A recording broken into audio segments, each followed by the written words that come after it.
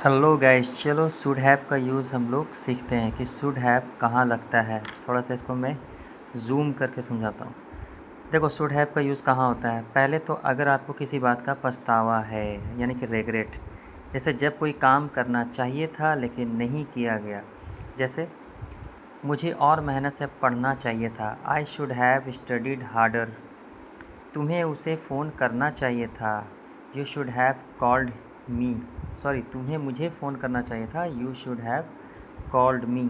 Second, advice देने के लिए है ना, बीते समय की सलाह के लिए, एडवाइस अबाउट पास्ट। जैसे बीते समय किसी को अगर आप सलाह दे रहे थे, जैसे ही should have listen to his parents, उसे अपने माता पिता की बात माननी चाहिए थे। इंग्लिश में होगा he should have listen to his parents, should have का combination.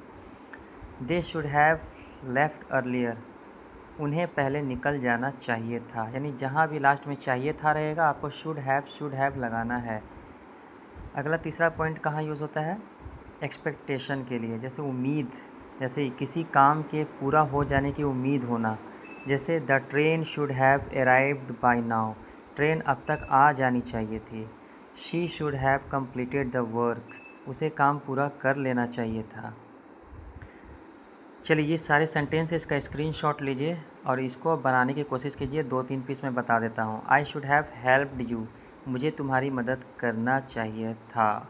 We should have started earlier, हमें जल्दी शुरुआत करना चाहिए था।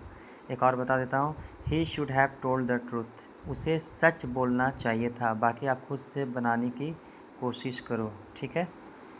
अब देखो, एक बात और, शुड हैव का यूज़ बीते समय में होता है। यह पछतावा, सलाह या उम्मीद को दर्शाता है।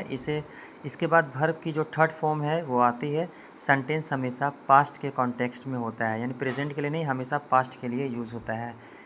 आने वाले वीडियोज़ के लिए झारखंड वाले खान सर को सब्सक्राइब कीजिए। Thank you so much.